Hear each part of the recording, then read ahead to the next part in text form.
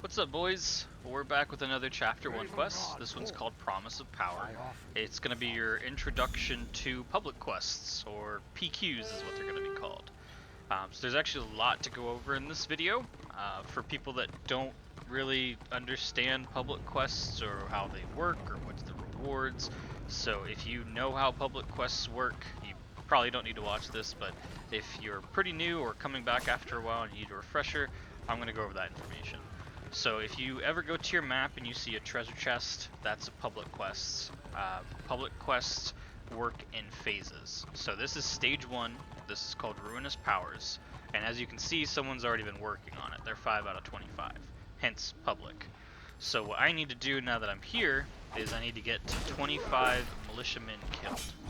I've already completed the quest because all it says is participate, but that's not all you want to do. What you want to do is you want to participate as much as possible, because at the end of all these stages there's a roll that happens, and that roll is for ranking of who gets what loot. So if you've done a lot of work, you'll get a lot of bonus to your roll, and that will hopefully get you to first place, or somewhere around there, to where you can get top tier loot. And these public quests are the reason why you don't want to go to Greenskin Land or Elfland, is because there's not a huge population on private servers, so you want to be in the spot where other people are. So if you've noticed, there's another guy running around here doing the public quest, and we're both stacking up the militiamen. That's awesome, because of course that means at later stages when stronger monsters appear, I'll have someone else there that can either take the damage for me or pump out the damage while I go tank. You can continue to repeat the public quests, and you generally will have to. So if you look at the top right hand corner there, there's a chaos, like baby blue teal sort of bar. That's been going up throughout the video because it says Chaos Chapter 1. And that just means that I'm getting kills from these guys called INF, which is influence. So when I kill this militiaman, I'm going to get experience and then 100 INF. So what you want to do is max out your chapter bars by getting, INF by doing public quests or whatever. And then when you get to the maximum, you can go get what's called influence rewards. And I'll show you where to get influence rewards at the end of the video. So this Marauder guy here is doing the same quest as me, and he seems like a relatively cool guy, so I'm going to invite him to my party. And when he's in my party, we're just sharing loot. You don't have to invite people to your party, you'll get influence if you just tag the mob, but why not be social? And then when it comes to the other stages, not everything is just kill. Stage 2 of this particular public quest is going around and collecting those grave markers. It's harvesting souls. And then stage 3, there's going to be a really big demon dog thing that pops up. Now, even though we're in the same party, I just collected 2 gravestones, and I got, 100 INF. The other guy is going to go around and collect a whole bunch of gravestones, and he's going to get his own INF. So you can't just sort of sit AFK and hope that the other guy does all the work for you and you collect INF. You have to actually participate. So I get 100 INF for every tombstone I touch, which technically means I'm stealing from the other guy's chance of getting a full chapter bar. When the demon dog shows up, we'll move into stage 3, and then after you kill the demon dog, that's when you get the loot.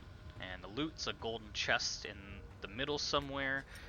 That golden chest, you have to wait for the roll to go, and then once you get the roll finished, you can get the loot. You can also technically opt out of the roll. Like if I'm a level 40, Blackguard, and I'm helping my friend get through chapter 1, I can opt out so I can make sure he gets the loot since it's pretty much useless to me.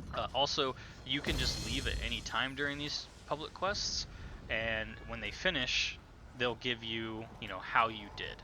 And then in the mail, you'll receive a bag of loot based on what you rolled. So you don't technically need to stay around the whole time. Once you're finished with your chapter bar at the top there and it's fully maxed out, you go to the blue looking star thing on the map. That's where the influence reward guy is, and then you can choose up to 3 tiers of loot. Generally the first tier is just potions, second tier is just pretty okay stuff, and then the third tier is the really nice stuff. When you get to higher chapters, it's going to be interesting stuff. That's pretty much how public quests work. So you can get a group together and do public quests. Sometimes the boss at the end of stage 3 will be too difficult. At higher levels, stage 2 even will become too difficult to do with just you and a mate. So you actually need to have a whole party together, because champions, those can be tough, but heroes, those are really hard. Like, you need to have a whole lot of people with you. But thanks for watching the video. Hope you guys have a great one.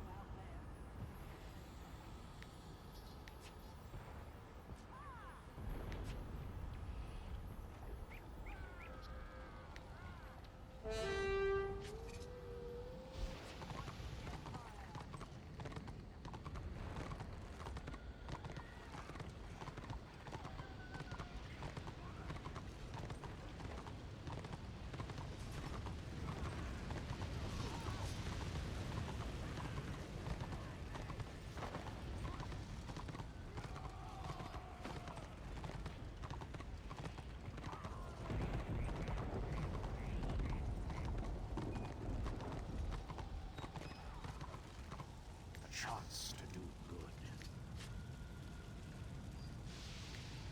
Good hunting.